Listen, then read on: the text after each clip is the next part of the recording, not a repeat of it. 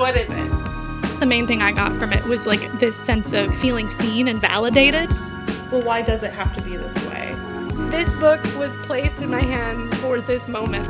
Insightful, learned a lot, wrote some quotes that I'm ready to like paint on my wall. I love this book! That we just kind of pull out some of the big themes that we see and talk about a few different ones. I apologize if most of my contribution has K-pop references. Alternative book title, The Feminine Mystique Part 2. You were really just gay all along. Welcome to Book Club. With Julia. And Victoria. We're two friends that can't shut up about books. And we'd like to be your book friends. This is a podcast where, once a year, I convince my best friend to read Victorian Gothic literature with me. Welcome. Oh, boy. So this week, we are reading Carmilla.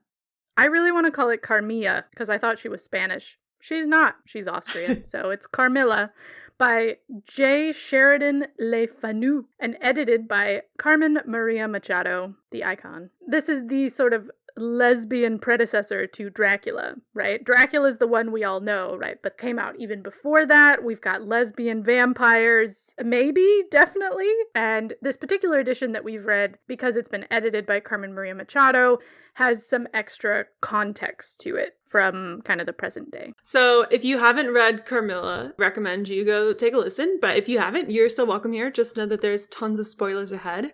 And there are quite a bit of pieces from Carmen Maria Machado's editing that we're going to specifically talk about. So if you're curious, you can grab that edition from Lanternfish Press. You can grab that edition to find the essay and the footnotes that we're talking about. If you would like to support the show, you can rate, review, and subscribe on whatever podcast platform strikes your fancy. We are there. And if we're not, let us know, because we should be there. If you are in the mood to perhaps buy Carmilla and you'd like to support local bookstores and us, you can go down into the links in the show notes. Any book link will take you to our affiliate page on bookshop.org. And if you purchase a book from that page, we get a very small kickback.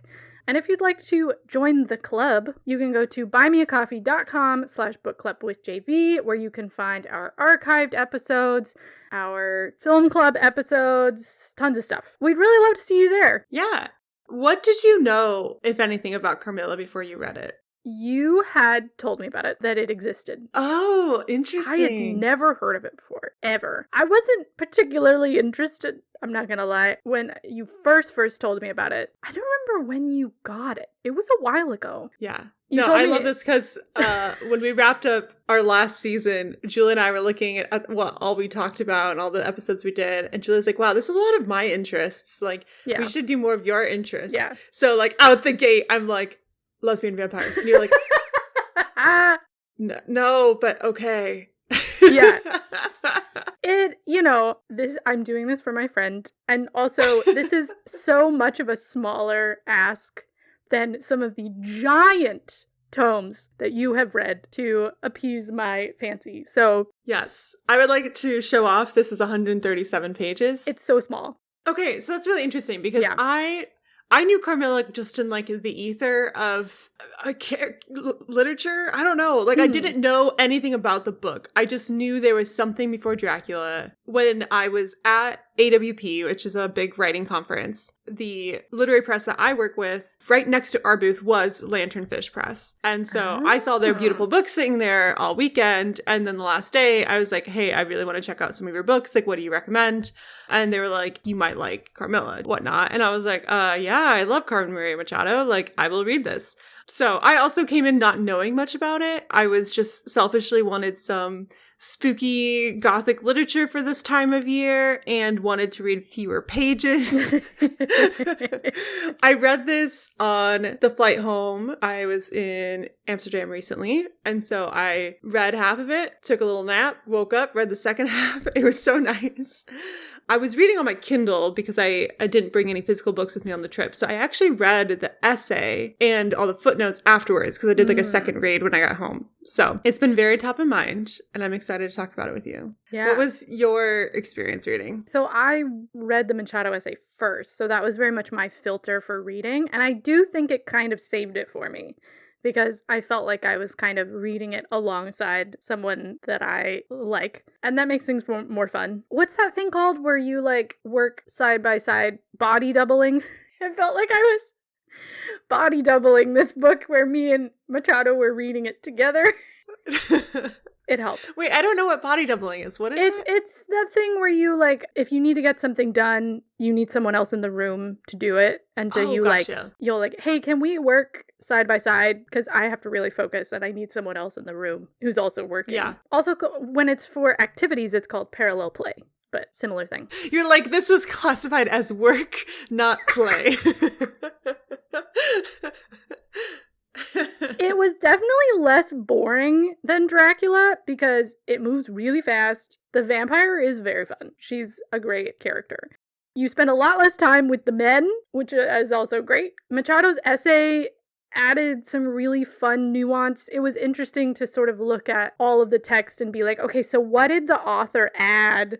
And what was part of, like, the original letters, you know, to kind of... It's fun to look at it through that lens. I have trouble with Victorian literature unless it's already meant to be funny, unless it's already meant to be satire, because I cannot take anything they say seriously. The way they describe, like, sensations and emotions, and the way they take themselves so seriously as, like, the pinnacle of modernity, and the men in particular I cannot stand them. They seem so silly, but I can't laugh because they just, I don't know. But Dracula was so much worse because it's all the men.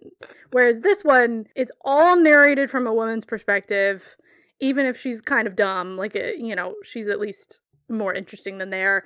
And she at least has some agency, maybe? And so, yeah, my final note was communicate with women, you blundering, posturing, self-important idiots. That was my final thought on the book. But besides that, it's kind of fun, you know? It, like, when you just kind of let go. I find that I had a lot of fun talking to you about it when we were planning this episode. So I feel like I feed off of your enjoyment. Like a vampire. Yes. It's wonderful.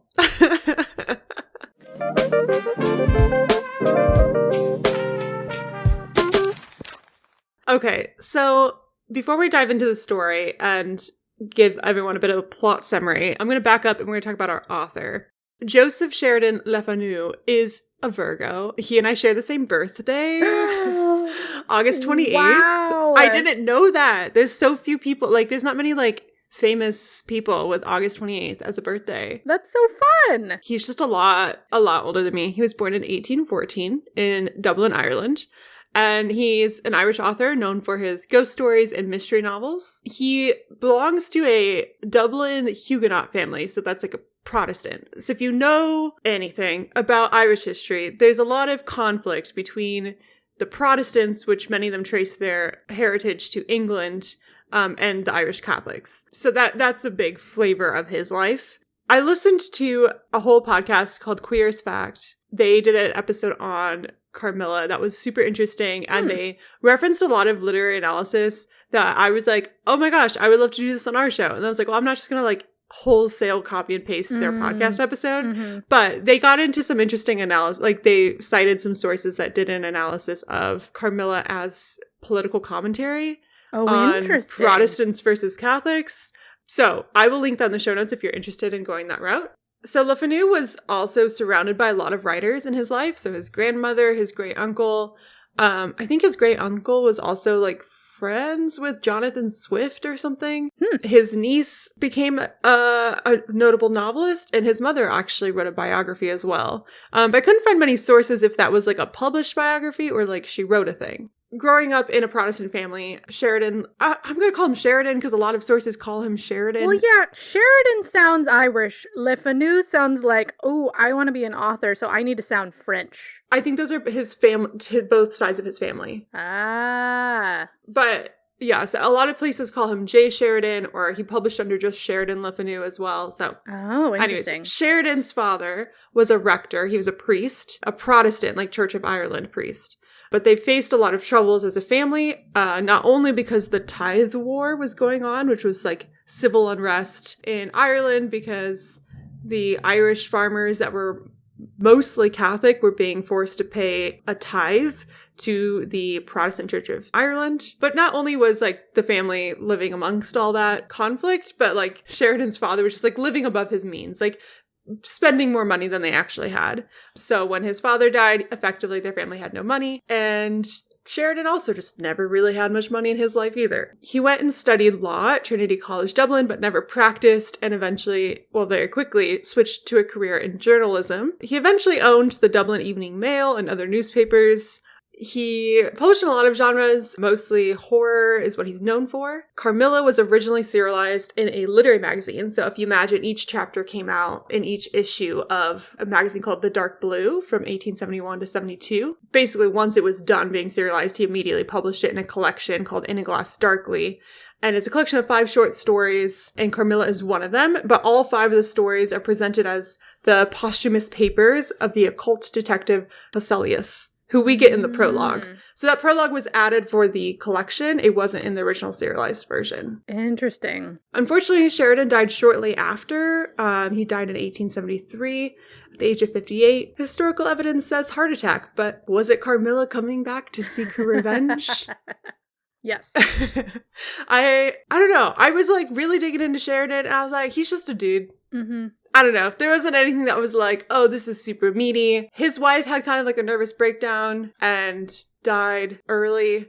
I was trying to get into that. I couldn't really find many sources in my brief Googling around. So I'll leave it at that. He was an Irish dude in the 19th century. He was just trying to make a buck, you know? Yeah. Oh, I guess one thing that is of note is he published a lot in Ireland, but also England. Like that was where more of the money was. Right. And so he did end up rewriting and reworking some of his stories to like reach an English audience. Interesting. So he actually changed the setting of some of his publications to be less Irish. So what is the story of Carmilla? Yeah. So we're reading this as like a letter from a young woman named Laura who lives with her father, 2 governesses, and a bunch of servants in a giant castle in the middle of the Austrian forest. And they're being read by this Irish doctor. Towards the beginning of the story, they get a letter from their friend, who is also a single father. Where are the mothers in this story? There are no mothers. There are no mothers. If they were mothers, we wouldn't have had vampires. We all know mothers protect from vampires. It's so silly. So they find out that their friend, this general guy, his daughter has died due to him trusting someone he shouldn't have trusted. It was a very cryptic, angry letter. So then that night, a carriage crashes in front of their castle. Very convenient for them. They don't have to leave the house for adventure. The carriage is carrying a mysterious woman who asks them to look after her daughter Carmilla for a while because she has, like, urgent business. Do we ever learn who this woman is? No. Carmilla quickly becomes very close with Laura and starts talking to her like she's in love, but also kind of withholds a lot of information about herself. And then sometimes she'll say things like, "You'll die to be with me," and it's very ominous, and Laura's like, OMG, she's so funny. Yeah, Laura's not like the brightest bulb, you know. She hasn't been out of the house much. She hasn't interacted She with has anyone no her friends. age. She has no real friends. She's like the ultimate homeschool girl. Then, like, weird things start happening. So a bunch of women in the surrounding villages start dying, and they tell everyone, like, they tell the men in their life, hey, I had this thing happen in my sleep. And the men are like, no, it didn't.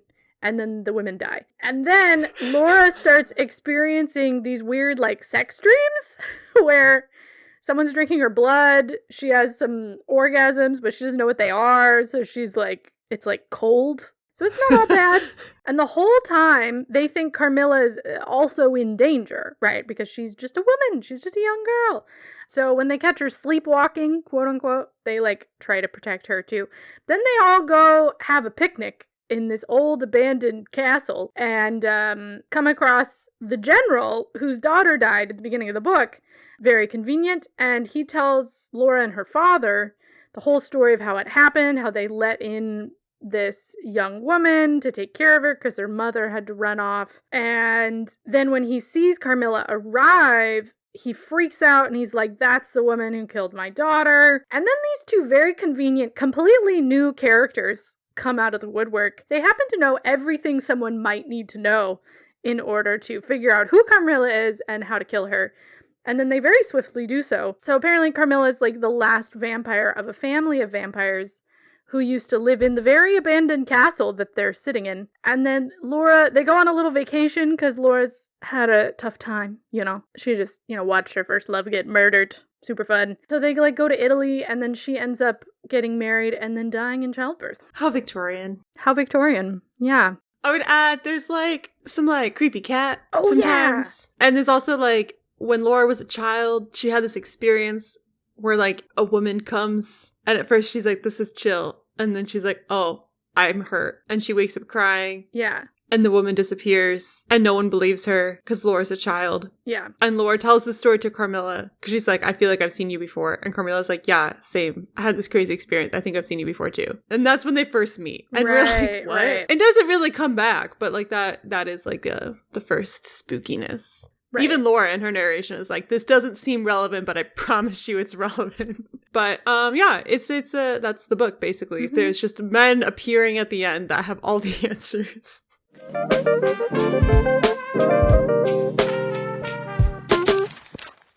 So, listeners, for a little behind the scenes, Julie and I have a shared Google Doc for all of these episodes where we put all of our notes so we can kind of see where the next person's going with their thoughts. But today I have created a separate Google Doc that Julia has not seen because I have such exciting information. I needed to capture this on mic. I'm so excited. So in the wee hours of this morning, in a very Carmilla way, I had this thought while waking up. I was half awake, half asleep. My brain drew a new connection. On one hand, we have Carmen Maria Machado, and she tells us in the essay, here's a narrative that you think is fiction, but what if I tell you it's actually real? Then we go to the prologue. And our friend Sheridan says, here's a narrative that you will think is fiction, but let me assure you this is a real correspondence from the desk of Dr. Hesselius. Back in our prologue, Machado is like, my source is very legit, let me assure you. Unfortunately, she died and no one took her seriously. Sheridan in his prologue, let me assure you, this is very much from the pen of a real woman. However, she has died and cannot comment anymore, but what we have here is very good. And I'm like, to myself, yes, Machado, I believe you. But where in fact are your citations? You have proven your footnote prowess. And like a great editor, you wouldn't forget a citation. But there are actually no citations that are real. Machado's essay is a frame narrative for our frame narrative. Shut the front door. So, struck by this alignment, I was like, is this real? So I did what any serious podcast literary critic does, and I turned to Google. I searched for our Dr. Jane Light, who brought these newfound letters to the public eye, and literally nothing comes up except a Reddit post from haunted_Willow, who is asking literally the same questions that I am, which is, I really liked Machado's essay, I cannot find the sources. Oh my god. And so I look up her other source that she footnotes, The Professor and the Vampire by Lucia Trecht. Not a real book. Does not show up unless you're looking at that Reddit thread. There's a footnote for Amy Parker's Kingdom of the Sea, but that's actually real. And she quotes an actual real quote from the actual real piece. It's like, okay. The Odic forces discussed that are researched by Dr. Karl Ludwig von Reichenbach. He's real, and he actually did do that. Okay. Carmilla is in fact the name of a Japanese lesbian magazine. That's real. But the supposed, these are real letters from Veronica Halsley, not real. In a footnote, we get a mention to the figure Madalena Delaunay, who is cited as the great-granddaughter of Veronica Halsley, who is our Laura stand-in in Machado's essay. And Madalena is someone you can find on the internet, but this is where Machado tips her hand, because the results for that person only come up for a Museum of Jurassic Technology, which is a fake museum. It's an art exhibit that pretends to be a museum. So it has all this stuff that looks real. It looks cited and sourced, but if you poke into it, it's all just fake. It's all just stories. Oh my god.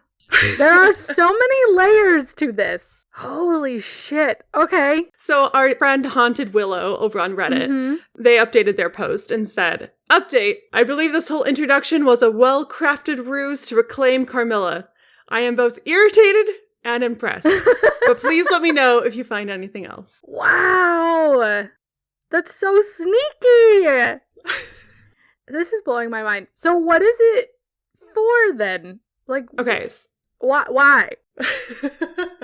I love that we have the same thought process because I just wrote up my 4 reasons why. Great. Okay. I love it. This is why we're friends. Okay. On one hand, I think she's recreating the experience that some readers might have had in the 1870s, picking up a book of short stories, maybe not realizing they weren't based on true facts. But she's doing this in like a postmodern way where we think we're beyond that, right? Mm-hmm. We think we're like, we know Victorian Gothic writers are making up that these are real letters. Like, Dracula's all written in letters, but it's, like, made up. We're smarter than that. Mm-hmm. But she recreates that experience by giving us something that we actually believe. Like, we believe editors' essays before a piece of classic literature. Like, you read that essay to get, like, a literary analysis that delves into, like, the nuances and themes and, like, draws parallels with other, like, contemporary sources of that writer.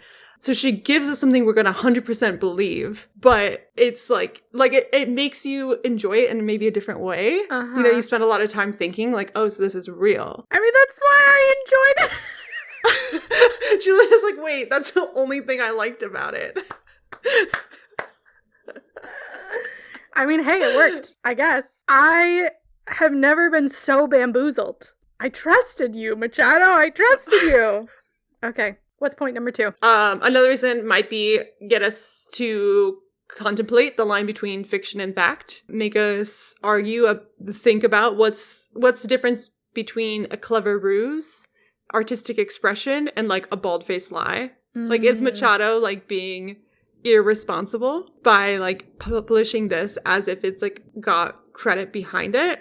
Or are we irresponsible readers for taking her at face value? Mm. Because I wholesale believed it. I had to like rewrite my notes for this episode because I was like, I wholesale believed what Machado was putting out there. Because it is really, it's also kind of what Carmilla is doing as a novel, because you got this like character who's like, this is a real experience I'm having a hard time putting words to it, but like this is what's happening to me. And you're like, I want to believe her. She's a woman. Like, let's believe women. But also it's like, dude, it's a freaking vampire. You know, it's like an undead, you know, like Carmilla's the same as the woman in the painting, and like, she has like superhuman strength and like can move through walls. And so it's like, I want to believe Laura. And also I'm like, oh, it's a vampire. It's like, it's fake. It's fiction. My 3rd reason she might do this is just to fuck with readers. That's, I think, maybe why she did it.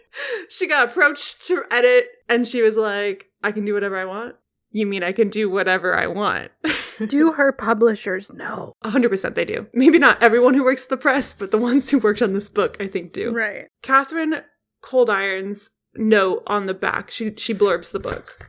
This is also one of the things that made me, it like added to my collection of evidence before I started Googling of like, oh, I think there's something else happening here. The note is, Machado's notes and introduction transformed the novel from Victorian Gothic into postmodern Gothic, which makes this edition of Carmilla something the original text never was. And I was like, okay, I can see postmodern because it's a little tongue-in-cheek, it's a little self-reflective. But the fact that she calls the introduction postmodern, I was like, what's it doing that's postmodern? Yeah. And so, that made me tip my hand to it. There's also, I will link in the show notes, a really wonderful interview in Electric Literature called A Perfectly Normal Interview with Carmen Maria Machado, where everything is fine. And it's an interview with Theodore McCombs. I'll just let you read it, but it's a postmodern book review. I don't know how to book interview. It gets kind of meta, and it's really fun. It's interesting how, like, you can pick up on that the footnotes are kind of headcanons. What if the general was gay? You know, fun stuff. Which, I mean, I actually didn't know for sure that they were fake. I was just like, what is this? But you sort of confirmed that for me. So you knew that when we talked before you had this little discovery, and still did not think that anything in the introduction was fake. That's interesting to me. That you were like, the footnotes, obviously fake. The introduction, totally real. 1, I am not the brightest light bulb. I will say that. I'm like kind of bright, not always bright. 2nd, I read the essay extremely jet lagged. Yeah. So I will give myself that a little bit of credit, but I was wholesale believing it. Lastly, I knew the footnotes were fake because I had read a different version of the book that didn't have the footnotes. So I knew Machado added all of those footnotes. Like, I knew they weren't in the original. Well, yeah. I mean, I knew that. But, like, the information in them was fake. Oh, you were thinking that was, like, maybe from these letters. Yeah. That's how she presents it. is like, I have more information than you do about the actual real life content of the original letters. That's how she presents these footnotes. Okay, I can see it. I just, like, they felt so internal to the character that, like, how would Laura know that? Or Veronica, the letter writer. You're like, how would we know that the thing that was whispered into the general's ear was about how, you know, the mysterious woman knew about his affair with his, like, manservant? I mean, with that one, I was very skeptical. Let's put it. I was like, and there's the one where, like, the guy that they buy the, like, anti-vampire charms from, they give, like, a little backstory. Yeah, I thought that was weird. I was like, and it's like, in quote, or in like parentheses, he later married the seamstress and apologized to his dog. It's like, well, of course Laura / Veronica did not know he apologized to his dog. Anyways, that was my take on the footnotes, was like, I felt like it was very much Machado's hand. And I knew the introduction was like, she talks about like, oh, there was a comet over Laura and Carmilla at the same time as she's writing it now. And I'm like, I don't understand the stuff about a comet, but okay. Like, there was stuff that still felt kind of like, I don't know, literary, like lit-ficky. But I didn't get like straight up makes up all the sources. Yeah. Is the theory about the cat, is that real? There was a theory. She cites someone else's analysis that says that the name, remember the super racist depiction of the one lady that's there and never is seen again? There's a theory that she cites in one of the footnotes that her name means cat in a language, and that one scholar had an analysis where that cat was actually the one killing all these people, and so when Laura experienced fear, it was the cat and not Carmilla, and when she experienced love, it was Carmilla. Is that a real analysis?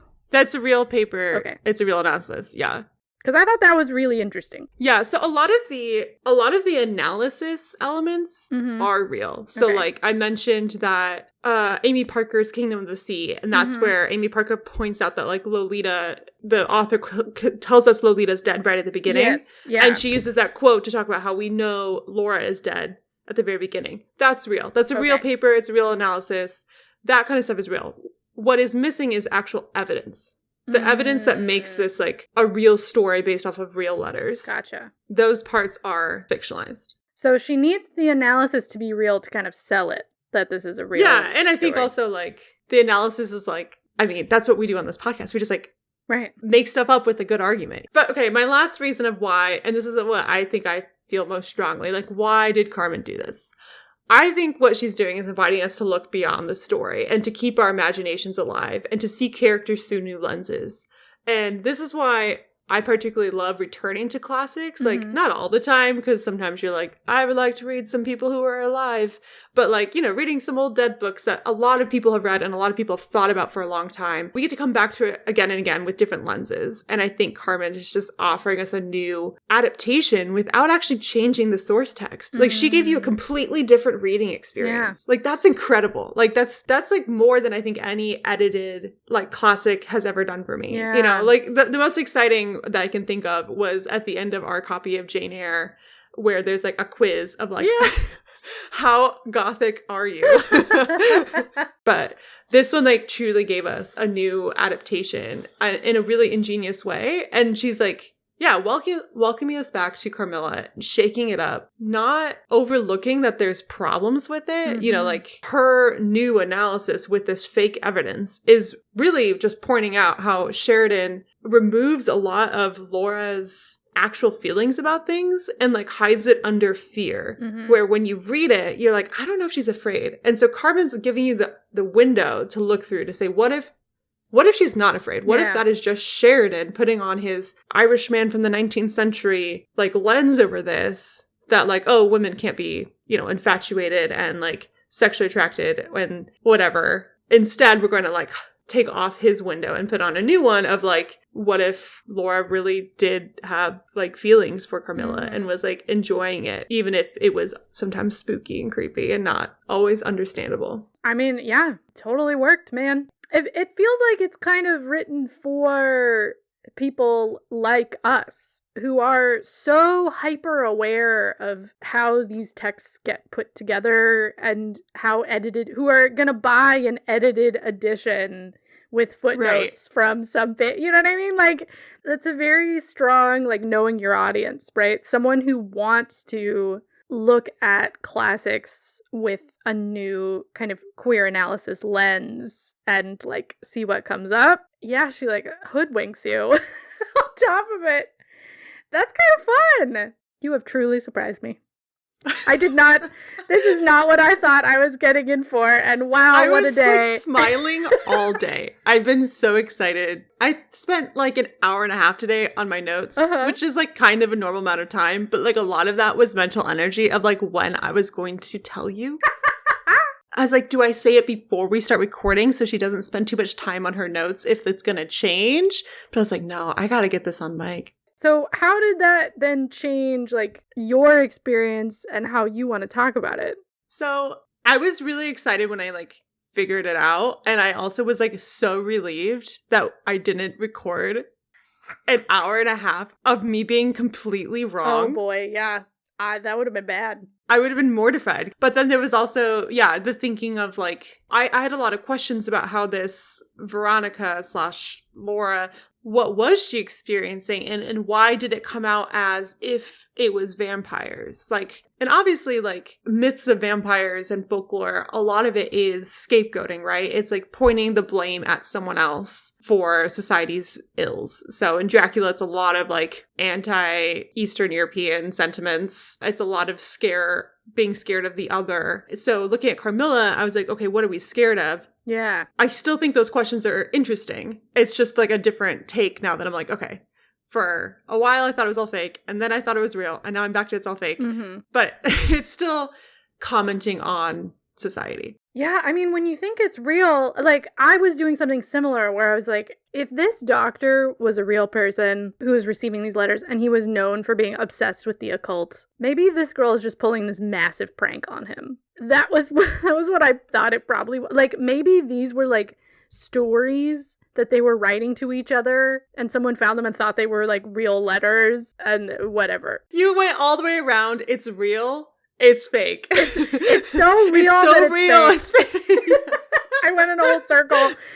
My other thought was, this girl has been gaslit by the men in her life because they cannot possibly imagine how lesbianism can be real. Lesbians can't be real.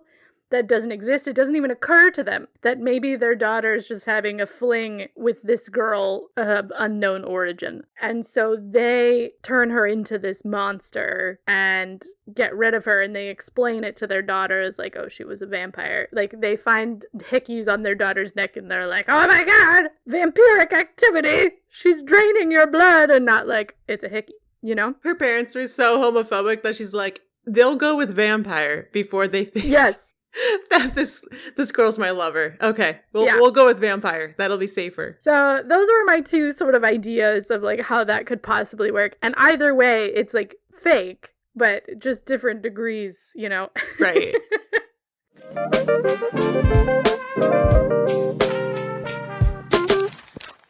I don't think I realized until we started prepping for this episode that I'm a vampire girly. Like, really? No. Did you know this about me? I didn't know it about me. I mean, you do have a pretty detailed defense of why the Twilight series is, like, important. I mean, that should have been a dead giveaway, but yeah. But we don't talk about it a lot. Yeah, we don't talk about it a lot. I also maybe didn't realize that, like you and I have quite the overlapping book taste. Mm-hmm.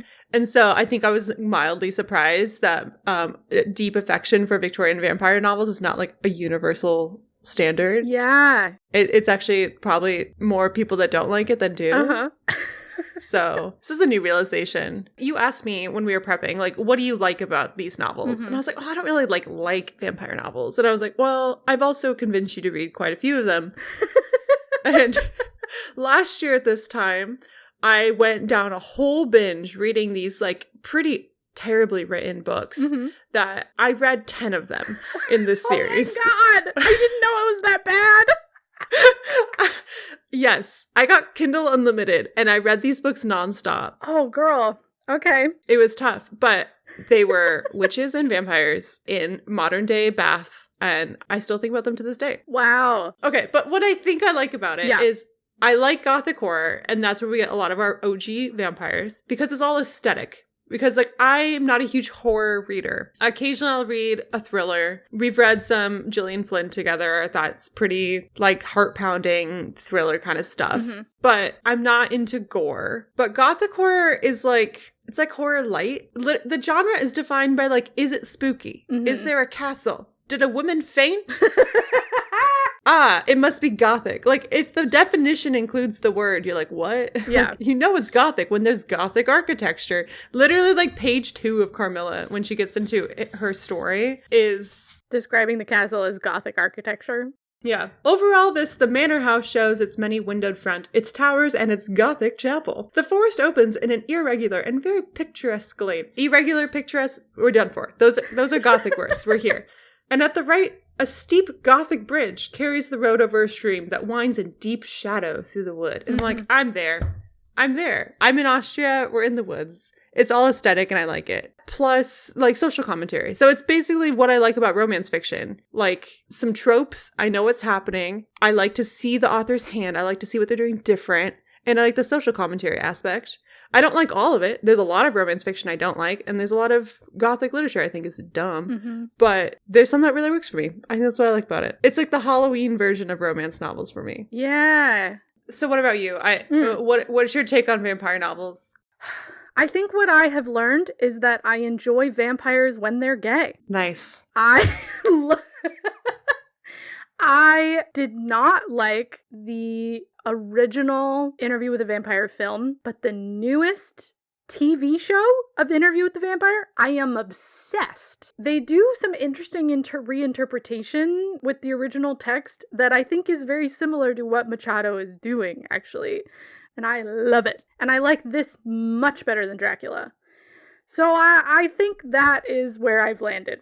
It kind of drives me crazy when people in vampire novels don't know they're in vampire novels. And I know that's just like a horror trope. That's just a standard practice in horror. And I'm just not much of a horror girly to begin with. That does really irritate me sometimes. Like, it feels like they have to be more stupid than a human being would be. I know that you wouldn't immediately think, oh, this person's a vampire. But you would have questions. What I really loved about Mexican Gothic was the lead character has questions. She's super smart. She's super smart, and she's not right all the time. She's not immediately jumping to the crazy conclusion that we get at the end, but she's got questions, and she's snoops. And I already complained a little bit about Victorian literature, but I think Victorian male characters the way that they act like they're the smartest people on earth when they literally don't think that women are capable of conscious thoughts. And so they just, like, the women have all the information and the men are just like, blah, blah, blah, like, we know everything. Go sit in your room, and they get everything wrong. And I just want to scream. The ending is pretty annoying. Like, you mentioned how, like, there's just, like, men who have all the right info that come out of the woodwork. I think LeFanu spent too much time, which in my opinion was an appropriate amount of time, on the Carmilla Laura development. Yeah. And then was like, oh shoot, my editor needs me to wrap this story up. And then, like, had to, like, clip through it. And I'm like, I'm really glad we didn't spend a long time getting to know this, like, woodcutter in the forest. Yeah. But what annoyed me the most was, like, apparently so many women are dying that it's, like, public knowledge. And there's this woodcutter who's like, oh yeah, I know some stuff. This used to be where, like, I know the guy who knows a bunch of stuff. And that guy's like, oh yeah, this is where all the vampires lived, right? You all know that, right? You didn't know that? And it's like, dude, all these women started dying and you knew there was vampires and you just never told anyone who could do anything about it. Very frustrating. Not even, like, warn the fathers and mothers. Like, by the way, there's a loose vampire. Don't let randos in your house. I also find it very suspicious that the surrounding regions do not have a mythology about these people. Right? Their house is right there and has been impacting these families for so long. Like, they don't have any kind of like, oh, we don't go to the Karnstein mansion. They like, maybe they wouldn't say vampires, but they would have something. You know, you'll be cursed. I want to hear this story from one of the servants' perspectives. Yes! Because what we get is, from the beginning, Laura and her father's English, and they're living in Austria. Her mother, who's from there, has died. And they apparently, because Laura even is like, yeah, if you don't count literally everyone who lives in our house to support our well-being, there's no one here. It's just me and my dad. And it's like, well, maybe if you like talk to people, they would tell you. So yeah, maybe everyone was in the know. Right. And like all the people there who worked in their house was like, well, yeah, we all know about the vampires. Like, we don't go there. That's why it's an abandoned village. Right. But the only people she talks to are like her two, like her nurse and her governess, who are like outsiders. Yeah, who are... That's a good They point. were, like, brought into the community to teach her. They're not local. So, where does Carmilla fit into your, like... Do you have, like, a ranking of vampire novels? Like, where does it fit for you into, like, that sort of comfort genre? See, maybe I need to do more self-reflection, because I'm like, I have so many opinions about vampire novels, but I don't know if I like any of them, but I do. I like them enough that I want to read them and I talk about them, but I'm still like in denial as a vampire girly, because I was like, I don't know. I know you didn't like Dracula. I really enjoyed Dracula. I think it was really interesting, and I also was reading it in college when not everything I was reading was that interesting, and I just remember being like, oh, thank God, I'm reading a novel that I couldn't put down. So Dracula is like a first love that really got me there into the world of like classical vampires. I have a lot more to read. I was doing some like adding a bunch to my TBR when I was prepping for this episode. But here's what I liked about Carmilla. Yeah. I liked going back to one of the early classics because it gives us literally all the tropes, but it was not yet written in a time period where this was all understood. Yeah. So it's not a vampire novel that needs to do anything new, because it is one of the earliest ones. And so that's really fun to go back to kind of like this original story and then use this as a lens with which to look at all the other vampire novels I know. Mm-hmm. Yeah, I think some of the critiques, if you're not familiar with where this sits in the world of Victorian literature, you might read it and be like, oh my gosh, this is so cliche. Like literally every stereotype of the vampire is in here. But that's kind of where a lot of them come from. It wasn't the first vampire novel, obviously folklore and oral tradition had vampires for a very long time in a lot of different cultures. But published writings that were potentially influential to Sheridan include Johann Wolfgang von Goethe. He's a German poet. Aggressively German. Aggressively German poet. And he has a female vampire in his poem The Bride of Corinth that came out in 1797. So that's like a ways before this. We get The Vampire, spelled Pyre, by John William Polidori. This came out in 1819, and it was also a product of that famous party that Lord Byron had that led to the writing of Frankenstein and a bunch of other prominent things. I think Lord Byron started the story, and Polidori was like, it's kind of a dumb story, but here, let me completely change it and make it interesting. That was 1819. And so then again, this came out in the 1870s. So, vampire literature had been around. And so, yeah, I like that kind of early situation. I like that it's a female vampire, but not like predatory towards men. I find that really interesting because a lot of like women as monsters is against men, or like they're ruining our civilization. And I guess you could kind of read that. But this book, at least reading it in 2023, it's so gay. Yeah. I can't be like, it doesn't read to me like, oh, she's ruining Laura. It's like, Laura's having some confusing experiences and she doesn't have language for it. And this is fascinating. But ultimately, Dracula became more popular, which I don't have the time or energy to go into all the reasons why. I speculate a bit that like Dracula is a bigger deal. One, it's just a bigger book. There's like more characters and plot and action to analyze. But also I think Dracula was scary then and now because it's like this idea of like abusive, powerful men preying on women. And that's not necessarily a wholly fictionalized experience, Right. Whereas Carmilla, I think, especially as we read it more and more as a queer novel, it's like, who's afraid? Yeah. Like, scary for whom? It hadn't even occurred to me that this was like supposed to be scary. Like, it just wasn't scary, you know? So it was interesting to then have that question of like, well, this was supposed to be scary. People read it as scary when it came out. Who was scared? The figure of the female vampire is basically the ultimate figure of like someone that a man has no power over, right? Because like physically, she's more powerful than him. She's not subject to his religion. She is not interested in him sexually in this particular story, but he thinks he has all this power over her. And actually, he has none. And it takes a whole group of men, it takes like 5 men to track down this woman and kill her. I found that really interesting, that this is like kind of the thing that these men fear most is something that they can't control. Would women have been scared of this? And if they were, is it just like a kind of that fear you have about your own potential? You know, you could, I think, analyze the female vampire in this case as a kind of like reflection of the self, you know, of like the wild side of yourself and like your own power. But really, in the end, what you fear is like the men in the book. Yeah, because Laura never thinks she needs saving. No, she's fine. Even when she's like feeling more ill, she's just like, I'm just gonna hide it from my father. He doesn't need to be concerned. Like she's like trying to like protect his fragile emotions. Yeah. She's like, he's gonna throw a fit about it. I'm fine. He doesn't need to know. Which is interesting because the characters in Dracula are scared. And a little bit more believably scared. Yeah. And I think in a lot of horror, we enter as the viewer, as the reader, because we are also scared, right? You know, we're put in the position of the person who's being tracked down or hurt. And so if we identify with Laura, it's like, weird things are happening that I don't understand. And before she can like figure it out, all the men just go and like kill Carmilla. And you're just like, okay. And then she goes off to Italy to be depressed because they killed her lover. So I'm curious, and I don't actually have an answer for this. We can posit our hypotheses.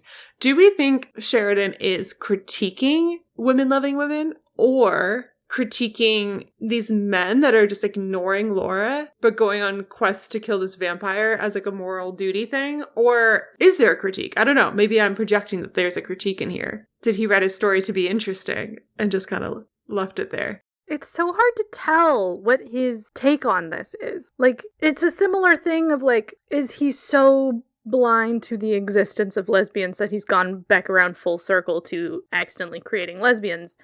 Or was that on purpose? I can't tell, because a lot of, you know, you think about like, you know, letters that women would send back and forth to each other who are like best friends. A lot of them get cited in like Red, White, and Royal Blue and stuff, right?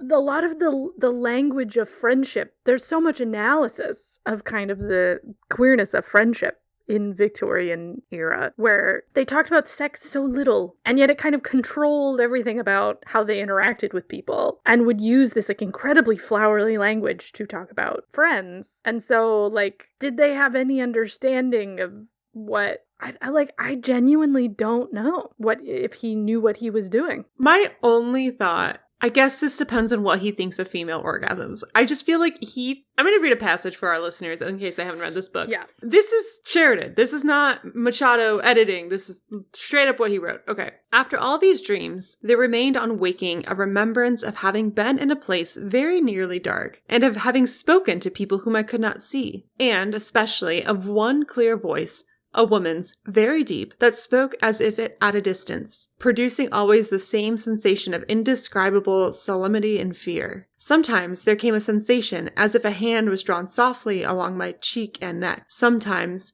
it was as if warm lips kissed me longer and more lovingly as they reached my throat.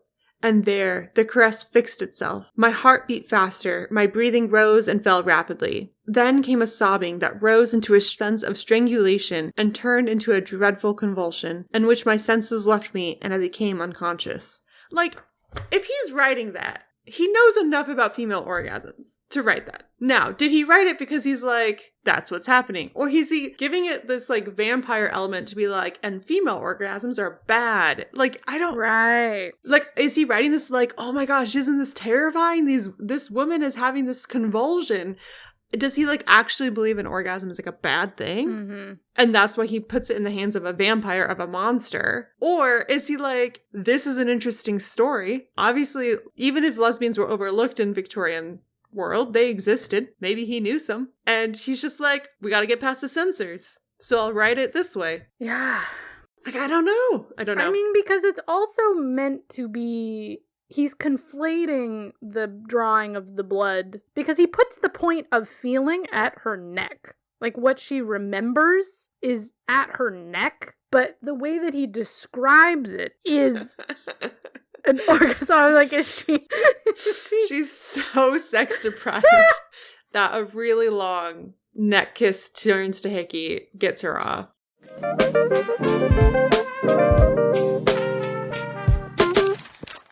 I feel like kind of an extension of the conversation of like, what did this book mean at the time? Who was it scary for? Did LeFanu know what he was doing, etc., is to see how people 100 years later have sort of tried to contend with it. And you see some interesting patterns in like what the female vampire kind of represents. So patterns in like the dominant moral anxieties throughout time in how this is interpreted, right? So we've got some European film adaptations. There's a French one in 1960 called Blood and Roses. Because it's French, you know, they kept a little fun lesbianism. But there's also male vampires. And like, they all have 60s hair, which is very funny. Then there's Terror in the Crypt in 1964, which is an Italian-Spanish film. But it's starring Christopher Lee, so it also has a British dub. I guess he speaks Italian. I don't know. This is where the trend starts, 1964. This starts the trend of making a man the star, and then the vampires, plural, who are women, are sort of out to get the men. They make him the main character, and then Laura is his love interest. So this, I feel like, is where you really get the rise in, like, fear of feminism, especially in The Vampire Lovers in 1970. It's a British film. The whole thing is basically, it's this cabal of man-hating female vampires. It's very heterosexual, and they are all acquiring male lovers and then killing them. So it's like this, it's very obvious feminism comparison. There was an opera in the US called Carmilla, A Vampire Tale, originally in 1970, and then was revived in 1986. Didn't do very well. It was sort of queer in like a metaphysical sense. So this is from a New York Times review in like their archive. So, the Dark One, Carmilla, gradually ensnares Laura, the fair-haired narrator, until it seems both women drift off into a vampiric half-life. But everything remains sensuously mysterious. Do Laura and Carmilla become lovers? Is Carmilla an overheated, onanistic fantasy of Laura? So, like, Carmilla might not even be real. It's sort of in this, like, trippy kind of way. How can Laura as ingenue recount incidents that seem to end with her death? So, and it's sort of like a Rosencrantz and Guildenstern are dead. Like, it's really just the two of them on stage. Oh, interesting. It's avant-garde microtonal music. So, probably didn't go over well with the classic opera fans, I guess. But that one I thought was really interesting that they, like, were dealing with the queerness by making none of it real. And that starts a trend of, like, trying to incorporate it in a way that would be palatable to audiences, or trying to make it sort of about women's self-reflection a little bit. There's another play called Illness or Modern Women in 1984. It's a German play by a female playwright. So this is women are taking the reins a bit more, which leaves the lesbians in but kills all the gays.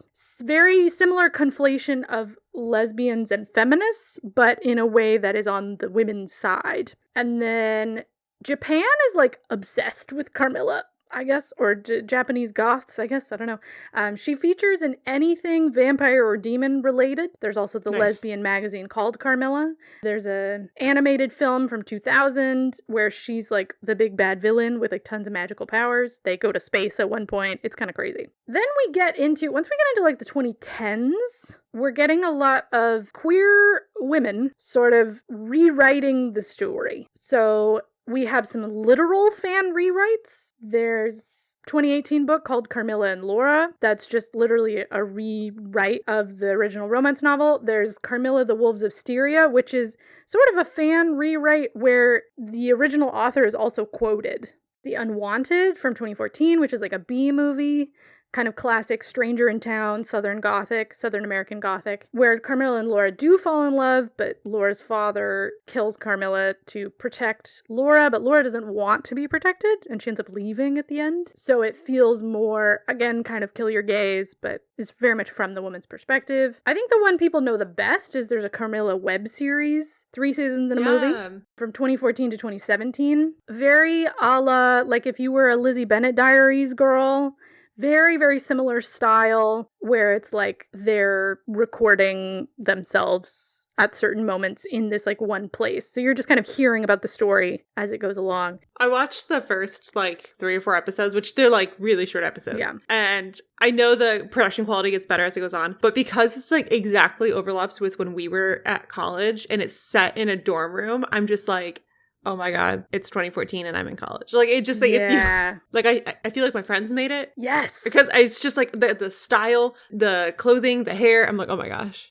I have not realized how much has changed in 10 years. Yeah. But it was enjoyable. I would watch more of it for sure. It's very blast from the past for us. Yeah, but those seem really fun, and it is explicitly queer. I think it's kind of a slow burn. And notably, Carmilla is not just like killed off, right? Yeah, we sort of get rid of the authoritarian male figures. We just throw them out. And in fact, some of them might be the villains. And it's really just about the 2 female leads. And so like if those men weren't there, what would have happened? There's a Carmilla audio drama from Audible UK in which David Tennant plays the doctor in like the correspondence, like Dr. Hesselius? Yeah, Dr. Hesselius. And apparently he's very funny. And so they must have turned it into more of like letter writing. And I don't know if they made it explicitly queer, but you know it's going to be at least a little bit gay if David Tennant is in it. So the 2 most recent ones that both sound very interesting. There's a series about the daughters of monstrous Victorian male figures. Victoria, I think you'll enjoy this series. Yes, I'm reading. I need to not read ahead your notes. The 2 main characters are the daughters of Dr. Hyde. The daughter of Van Helsing is also, I think, in this book. This is book 2. So I think in the first book they stay in the UK and they like work with Sherlock Holmes or something. The second book, published in 2019, European Travels for the Monstrous Gentlewoman, is their European tour. They're trying to help the daughter of Van Helsing against these big bad men. They encounter Carmilla and Laura, who are like this badass power couple fighting the evils of the world together. They have sort of, at this point, I think it represents how in broader culture, Carmilla and Laura have reached this sort of legendary icon status in pop culture, where now they are sort of the guides to these younger women, you know, who are finding their own power and stuff and banding together, and very queer feminist icon kind of thing. And then literally this year, we have Carmilla the First Vampire, which is a graphic novel by Amy Chu and art by Sue Lee. And this is where we start to get sort of Carmilla being blended with other mythologies. We're broadening, adding intersectionality, right? So it's set in New York City, Chinatown, and it blends Chinese mythology with the story of Carmilla, in which the main character is investigating the deaths of a bunch of homeless queer women. So we're now dealing with intersectionality and conflict within our own community instead of outside threats. I found that interesting, that might be a hint of the direction that adaptations may go in the future. So it really maps very easily the relationship between just like female power in general, and then when women started taking control of the narrative, and then when it became like when queerness was the thing that was being feared and contended with, and then now it's just kind of the normal thing, and now we're dealing with deeper layers. So it's kind of a fun journey. Oh, I really appreciated that. That was really cool to hear all the different ways like it's being changed and adapted, and like again, that's what's so fascinating to me about like tropey gothic horror is like we get to play in the same familiar space, and looking back at different points in time, we can be like, oh, that maps on to what people's fears were, or concerns were, what they were like thinking about the most. And I think for someone who knows Carmilla through more recent like queer pop culture, you know, it may be kind of hard to trace that line. Yeah, like you can look at this and be like, ah, yes, like lesbian vampires, but there's also like so much like complexity, and we didn't even get into like the messiness of their relationship. Oh, like yeah. Even if it is like straight up like, oh yeah, they're both, you know, it's woman loving women, like there's a lot of like kind of not great power dynamics, you know, like Carmilla is like manipulative and like because she doesn't tell Laura her isn't consenting. Like there's just like a lot of issues, but when, you know, for so long when it was like men controlling the narrative, wiping out the gay parts and just being like women monsters, and then eventually the feminists reclaiming it, and then eventually the lesbians reclaiming it, and like, and now getting to sit with it and be like, okay, let's talk about those messy parts. And we're no longer like having to defend and be like, women can be villains too. And it's like, you don't always have to kill the gays. And now it's like, okay, let's like also, now we can like dive in on another layer and put a different lens on this. And like, and this is so important of like representation, right? Like if we have lots of queer characters, we can have queer villains, we can have queer people we don't like, we can have like, you know, women doing awful things, and we can sit and think about like the humanity without being like, oh God, this is our one chance to have a queer woman in a lead, so we need to like her. I kind of feel like that's what CMM that's what Machado is doing, is like, now that we have, you know, it's not a crazy idea. There's other gay vampires out there in the world, right? There's other female vampires. It's like vampire is its own genre, basically. Like there's so much out there that we can work with. We can then revisit this with this new kind of postmodern take, with this new lens, and deal with it in a way that is maybe more nuanced. Like you said, like we don't have to defend the queerness in it. It's just there. And now that it's there, now that it's a fact, what do we do with it, right? Yeah. That's much more fun. That's much more interesting. And, you know, if there is another adaptation, I'm down. You heard it here, folks. Yeah, you heard it here first. I mean, I already have this Carmilla the First Vampire, like, in my shopping cart.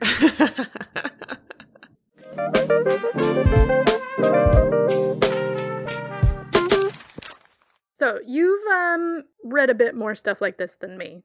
If people like this, if they're like you, if they liked this, what would they like? Okay, I've got a few different recommendations. One, if you haven't read Dracula, go read it. You might not like it like Julia. You might love it. If you really liked Carmilla, I think you will probably like Dracula by Bram Stoker. If you want more gothic literature, I do really enjoy Jane Eyre. That's probably one of my faves. By Charlotte Bronte. If you want to punish yourself, read Wuthering Heights by Emily Bronte. If you want more Carmen Maria Machado, I really enjoyed her collection of short stories, Her Body and Other Parties. She also has a lot of other writing out there. If you want some more spooky, horror-esque short stories, Friday Black by Nana Kwame Ajay-Brenna. They're more real world with weird magical elements, not vampires. And pretty gruesome. By any means. Pretty gruesome. And then I was thinking of unlikable queer characters, and I was thinking of Tar. Yeah. Starring Cate Blanchett. I think it was a wonderful movie, and it has a lot that you sit and think about afterwards. Not everyone liked it, but I enjoyed it. I think if you have classical music language, you will enjoy it more. It is quite in the world of classical music, which I really enjoyed. So the people who were in it were like, this is my shit. And the people who were outside of it were like, what is this about?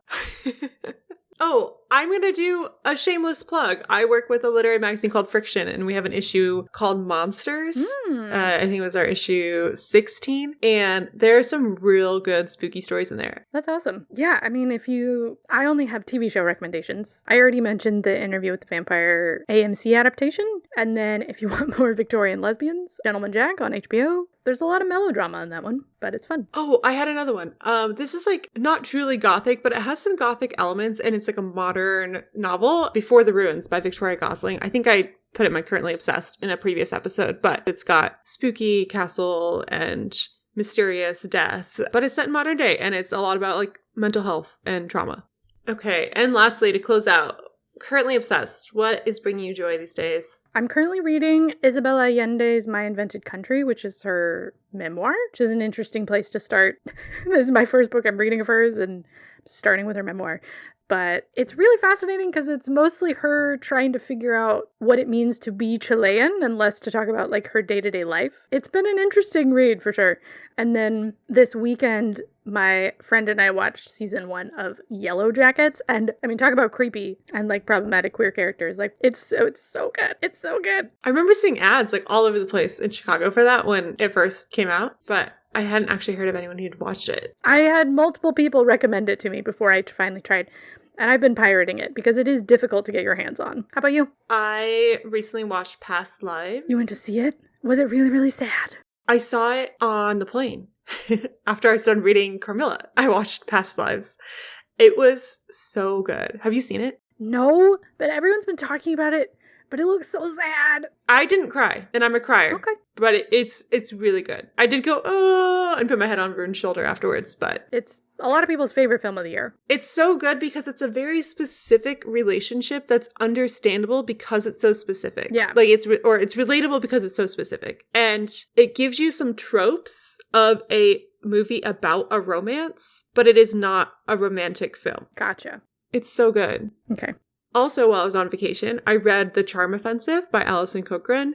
It's adorable. It's like, what if it's not The Bachelor because that's trademarked, but what if the Bachelor fell in love with his male producer, and it's delightful. It's so good.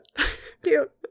And, I started listening to a new podcast, which I've been like super deep in a rabbit hole the last 3 months listening to like only Dear Hank and John. Wow. Like I hardly can get myself to listen to anything else. I put it on. I've made it through so many episodes, but I did take a break today. A friend recommended to me Normal Gossip, which didn't sound like my kind of show, but trusted the person who gave me the recommendation. And I was like, okay, they think I'll like it. I'll listen. And it's really good. But yeah, it's just like people write in and tell like gossip from their life. Mm-hmm. But the way that the host walks you through it is like super enjoyable. It's not just like reading the email. It's like getting active feedback from the guests. Right. Like, what would you do? And like, how would you feel? It's like really, truly like sitting down and like gossiping in like a fun way because it's like no one you know. That's so fun. Cool. Well, I gotta run. You do. We hope that you have a very wonderfully spooky fall and that you consume a lot of queer content, and we'll see you next time. Happy reading. Thank you for listening to Book Club with Julia and Victoria. We would love to hear your thoughts on this book or the topic we discuss, so you can share your review and recommendations with us on Instagram at BookClubWithJV, on our website, bookclubwithjv.com, or by leaving a review on Apple Podcasts. You can also visit our website for show notes with links to all of the recommendations and the things bringing us joy. If you don't already, go ahead and follow us on whichever podcast platform you are listening on so that you can be notified when our next episode is released. This episode was co-hosted and produced by myself, Victoria Bruick, along with Julia Clausen. Rebecca Gasme provides us with project management support. Our music is composed by Greg Bruick, and our logo was designed by Gabby Fabland. Until next time, happy reading.